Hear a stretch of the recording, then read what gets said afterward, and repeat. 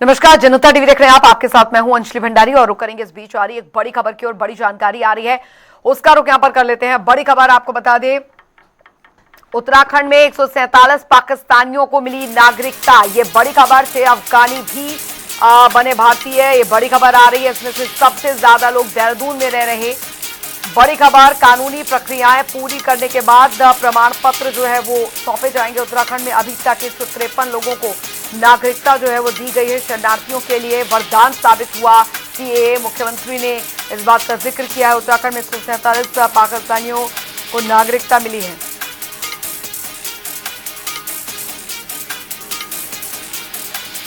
तो उत्तराखंड में 147 पाकिस्तानियों को नागरिकता मिली है। अरुण सैनी संवाददाता हमारे साथ जुड़ गए हैं जानकारी के साथ।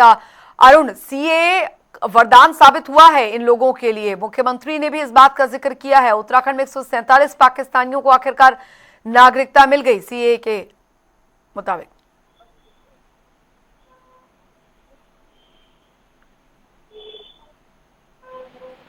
अरुण, आपको मेरी आवाज मिल रही है क्या? अरुण, आप मुझे सुन पा रहे हैं? चल, लगता है संपर्क नहीं हो पा रहा तकनीकी खराबी की वजह से, लेकिन दोबारा संपर्क करने की कोशिश अपने संवाददाता से करेंगे। तो बता दें, उत्तराखंड में 147 पाकिस्तानियों को नागरिकता मिली है और 6 अफगानी भी इसमें भारतीय बने हैं। बता दें आपको, इसमें सबसे ज़्यादा लोग देहरादून में रह रहे हैं। कानूनी प्रक्रिया पूरी करने के बाद प्रमाण पत्र जो है इन्हें सौंपे जाएंगे। उत्तराखंड में अभी तक 153 लोगों को नागरिकता दी गई है।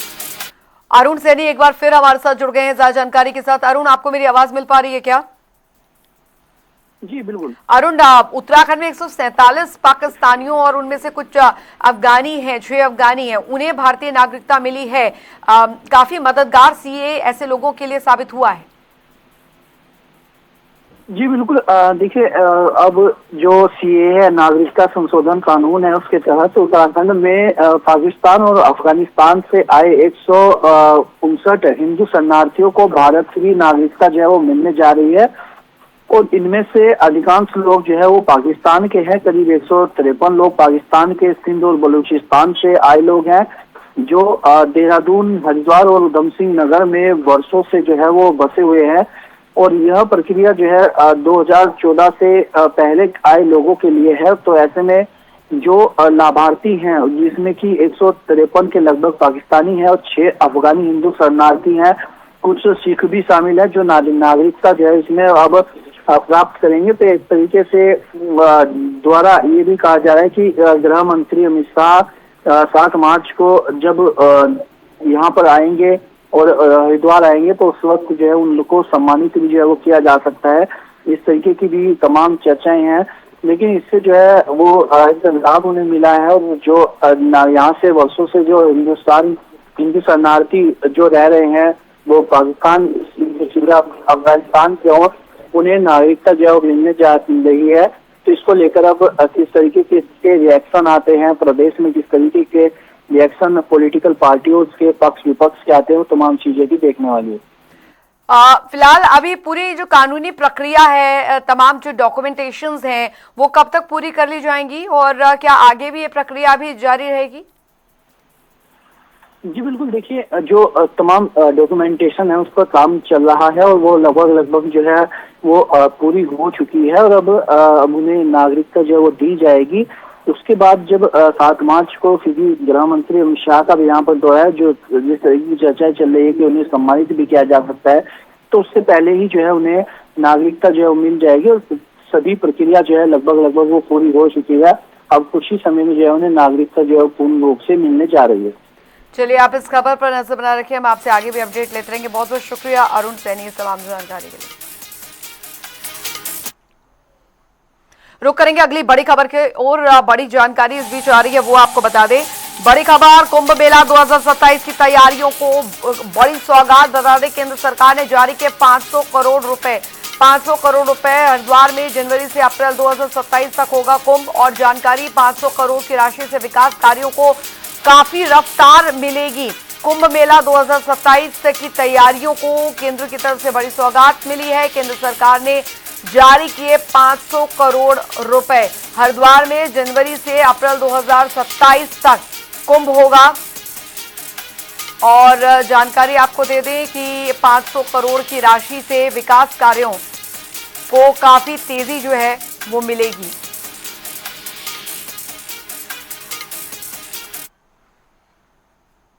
उधर हरिद्वार में कुंभ मेला 2027 की तैयारियों को तेज करते हुए अब मेलाधिकारी सोनिका ने विभिन्न क्षेत्रों का निरीक्षण कर भीड़ प्रबंधन, पार्किंग, ट्रैफिक और सुविधाओं की समीक्षा की। अधिकारियों को समन्वय से काम करने और श्रद्धालुओं की सुरक्षा, सुगम यातायात, स्वच्छता और चिकित्सा सेवाओं को समयबद्ध तरीके से करने के निर्देश दिए गए।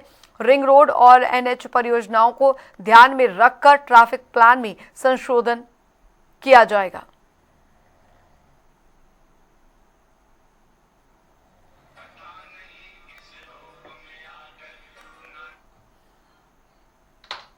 और रुक करेंगे इस बीच आ रही एक बड़ी खबर की ओर, बड़ी जानकारी आ रही है, उसका रुक कर लेते हैं। देहरादून में व्यय वित्त समिति की बैठक, बड़ी खबर आपको बता दें, कई बड़ी विकास योजनाओं को मंजूरी मिली। मुख्य सचिव आनंद बर्धन की अध्यक्षता में यह बैठक हुई है। व्यय वित्त समिति की बैठक, खेल पर्यटन, आधारभूत ढांचा परियोजनाओं को मंजूरी, चंपावत के गौरल चौड़ मैदान में स्टेडियम निर्माण को मंजूरी, गोलू देवता कॉरिडोर परियोजनाओं को हरी झंडी मिली है। आमवाला तरला में 1788 की सीवेज परियोजनाओं को मंजूरी। सीएम ने घोषणाओं को तेजी से जमीन पर उतारने के निर्देश दिए हैं। देहरादून में व्यय वित्त समिति की बैठक हुई, बेहद महत्वपूर्ण ये बैठक रही है। कई फैसले, कई बड़ी विकास योजनाओं को मंजूरी मिली है। मुख्य सचिव आनंद बर्धन की अध्यक्षता में ये बैठक हुई है। खेल पर्यटन और आधारभूत ढांचा परियोजनाओं पर मुहर लगी है। चंपावत के गौरल चौड़ मैदान में स्टेडियम निर्माण को स्वीकृति, गोलू देवता कॉरिडोर परियोजना को हरी झंडी, आमवाला तरला में 1788 करोड़ की सीवरेज परियोजना को मंजूरी। सीएम ने घोषणाओं को तेजी से जमीन पर उतारने के निर्देश दिए हैं। स्थानीय संस्कृति को ध्यान में रखकर पर्यटन विकास पर जोर। देहरादून में व्यय वित्त समिति की बैठक, कई बड़ी विकास योजनाओं को मंजूरी जो है वो मिली है। मुख्य सचिव आनंद बर्धन की अध्यक्षता में ये बैठक हुई है।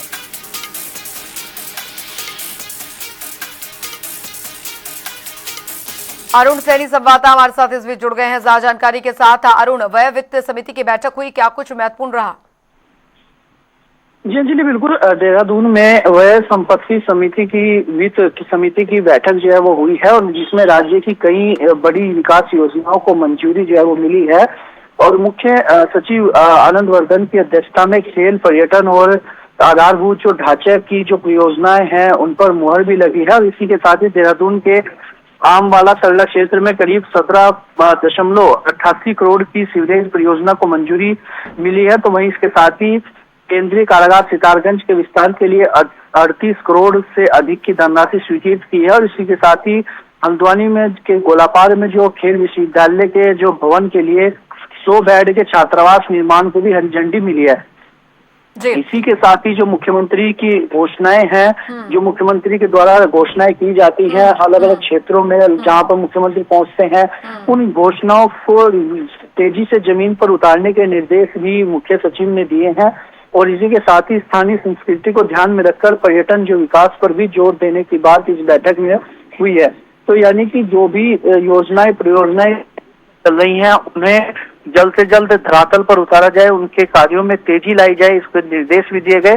और इसी के साथ साथ ही प्रदेश में जिस तरीके से तीर्थाटन हो या फिर पर्यटन हो उसको बढ़ावा लगातार दिया जा रहा है, उसमें किस तरीके से कार्य करना है आगे, उसको लेकर के भी बैठक में चर्चा हुई, इसके निर्देश भी दिए। और इसी के साथ ही क्योंकि अब चारधाम यात्रा भी प्रदेश में शुरू होने जा रही है, 19 अप्रैल से चारधाम यात्रा शुरू हो रही है, तो चारधाम यात्रा के दृष्टिगत क्या कुछ तैयारियां करनी है, उसमें भी को लेकर आगे किस तरीके से रहना है, ये तमाम चीजें बैठक में शामिल रही। और आगे इसको लेकर जो भी योजनाएं परियोजनाएं प्रदेश में चल रही हैं उनमें बढ़ोतरी आए और उनसे जो कार्य चल रहा है उसमें तेजी आए और जल्द से जल्द समय सीमा पर कार्य जो है पूर्ण हो सके, इसके भी निर्देश यह बैठक में दिए गए। जाहिर तौर पर अरुण और मुख्यमंत्री ने भी साफ तौर पर अधिकारियों को निर्देश दे दिए हैं कि तमाम योजनाओं को जल्द से जल्द धरातल पर उतारा जाए और साथ ही पर्यटन का भी विकास हो रहा है, नई योजनाएं, लेकिन उसमें जो पहाड़ की संस्कृति है उसका देखरेख जो है वो जरूर रखा जाए। जी बिल्कुल अंजलि, देखिए मुख्यमंत्री पुष्कर सिंह धामी लगातार जो योजनाएं प्रदेश में चल रही हैं उनकी समीक्षा बैठक भी करते हैं और विभागवार भी समीक्षा बैठक मुख्यमंत्री पुष्कर सिंह धामी जो भी कार्य हो रहे हैं उसको लेकर करते हैं। तो ऐसे में मुख्यमंत्री पुष्कर सिंह धामी ने भी ये निर्देश सभी को दिए जो पर्यटन के क्षेत्र में पर्यटन को जिस तरीके से लगातार बढ़ावा दिया जा रहा है और एक तरीके से देखा जाए तो उत्तराखंड में तीर्थाटन और पर्यटन उत्तराखंड की आर्थिकी की रीढ़ है, तो उसको मजबूत करने के लिए, उस रीढ़ को मजबूत करने के लिए लगातार मुख्यमंत्री पुष्कर सिंह धामी घोषणाएं भी करते हैं, उसको लेकर समीक्षा बैठक भी करते हैं, लगातार उसको लेकर जो कार्य है वो भी किया जाता है। और इसी को निर्देश भी मुख्यमंत्री ने दिए कि पर्यटन को बढ़ावा प्रदेश में मिले, लेकिन जो पहाड़ की संस्कृति है, जो उत्तराखंड की संस्कृति है, उसे ध्यान में रखा जाना चाहिए और विकास के चक्कर में उसकी हानि जो है वो नहीं होनी चाहिए। इस तरीके के निर्देश मुख्यमंत्री पुष्कर सिंह धामी ने दिए। तो आगे इस पर किस तरीके से कार्य होगा वो तमाम चीजें आने वाले वक्त में देखने वाली होंगी। बहुत बहुत शुक्रिया अरुण सैनी इस तमाम जानकारी के लिए।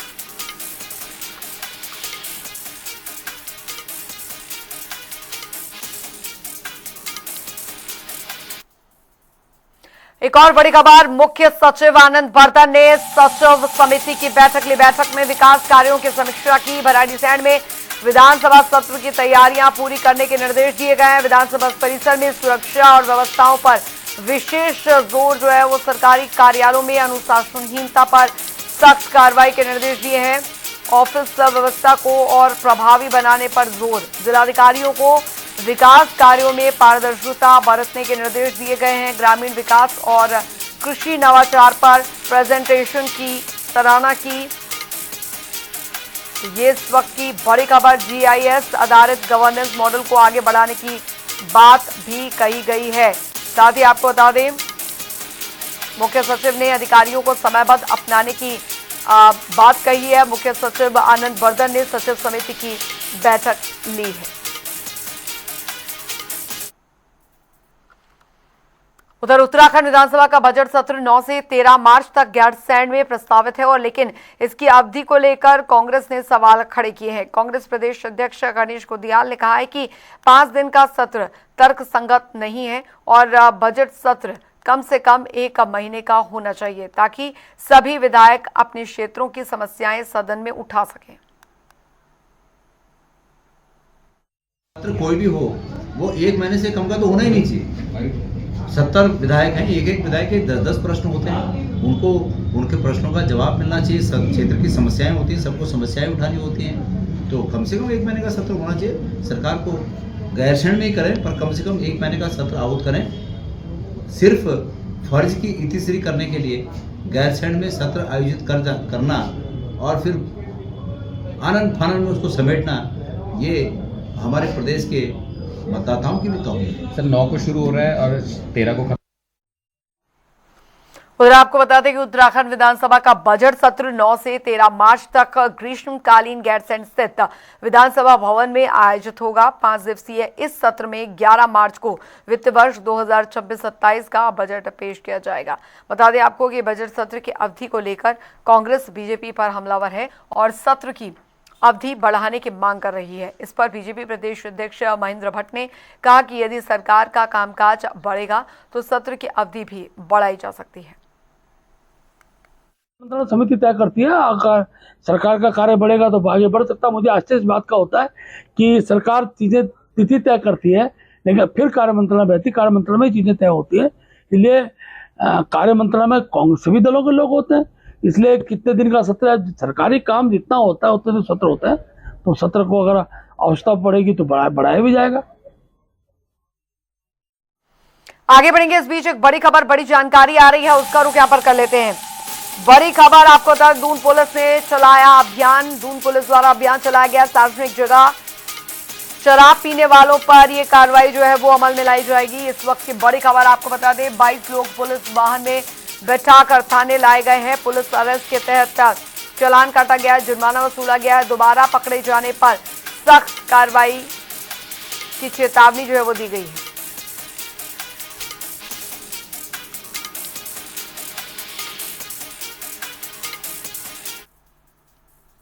एक और बड़ी खबर, बड़ी जानकारी आ रही है, वो आपको बता दें। देहरादून में बेकाबू बीएमडब्ल्यू का कहर। चेक पोस्ट पर पुलिस कर्मियों को रौंदा है। बीएमडब्ल्यू की टक्कर से उप निरीक्षक गंभीर रूप से घायल हुए हैं।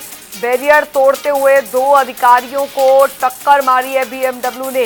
घायल पुलिसकर्मी का इलाज हिमालयन हॉस्पिटल में जारी है। जानकारी है कि एसएसपी ने अस्पताल पहुंचकर घायल उपनिरीक्षक का हाल जाना है। डॉक्टरों को बेहतर उपचार और उपलब्ध कराने के निर्देश जो है वो दिए गए हैं।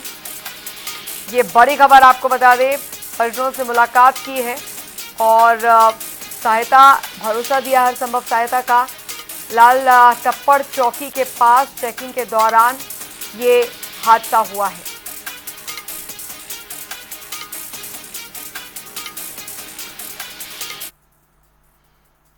उधर हरिद्वार में जिला अर्थ एवं संख्याधिकारी कार्यालय की ओर से सांख्यिकीय सुदृढ़ीकरण परियोजना के तहत एक अहम कार्यशाला आयोजित की गई। इसमें औद्योगिक उत्पादन सूचकांक और वार्षिक उद्योग सर्वेक्षण के डाटा को समय पर और त्रुटि रहित उपलब्ध कराने पर जोर दिया गया। अधिकारियों ने कहा है कि सटीक आंकड़े ईज ऑफ डूइंग बिजनेस और साथ ही राज्य की आर्थिक नीतियों को मजबूत आधार देते हैं।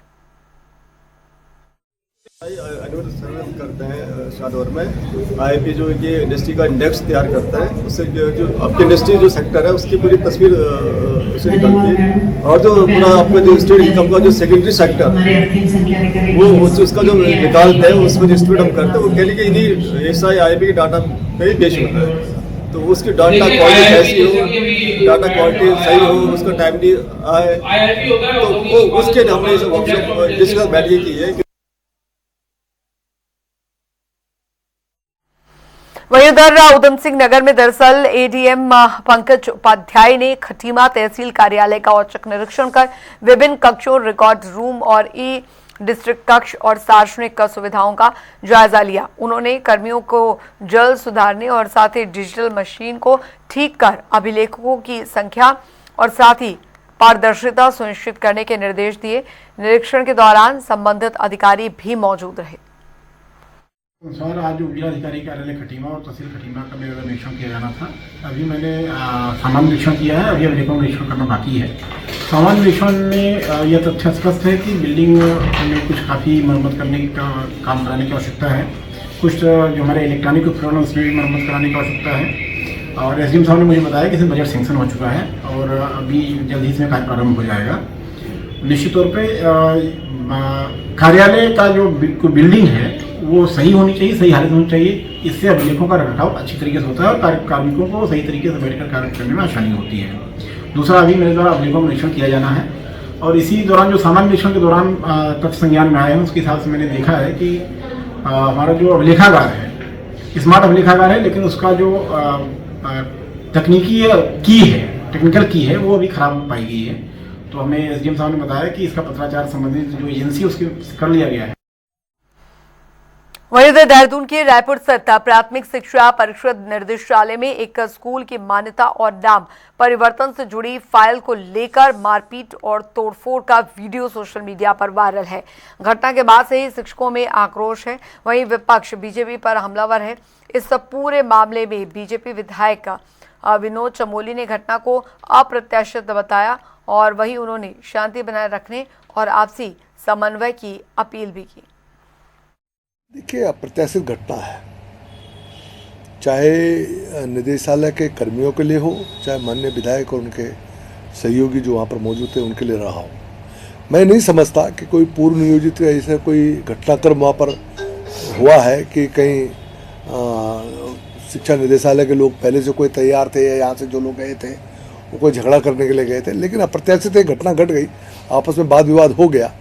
अब उसके दो नज़रिए हैं। एक तो कानून अपने नज़रिए से देख रहा है, दोनों पक्षों से एफआईआर लॉन्च हुई है और कानूनी प्रक्रिया भी चालू है। उसमें जिस तरह से भी पुलिस को अपना काम करना वो कर रही है।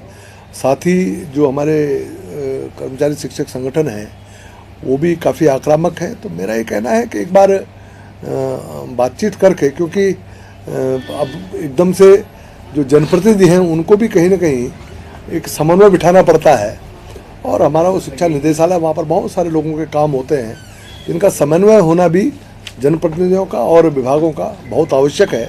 तो बातचीत का रास्ता भी कहीं ना कहीं खुला रहना चाहिए, ऐसा मेरा मानना है। संगठन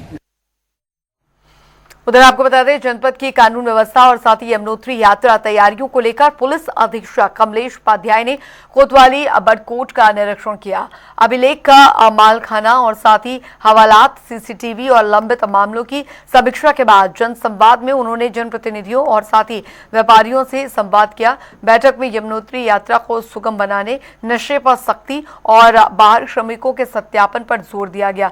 पुलिस ने सुरक्षा और यातायात को प्राथमिकता देने का आश्वासन दिया है। था तो उसी के अंतर्गत आज यहाँ आना हुआ था।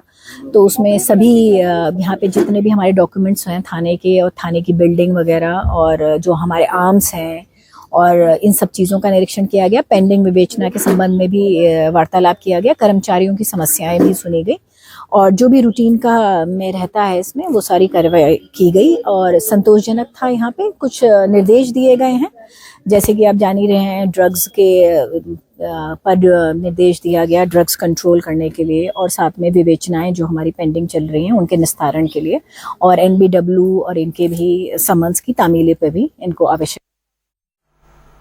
और यहाँ पर वक्त तो चला एक छोटे से ब्रेक का। आप बने रहिए जनता टीवी के साथ।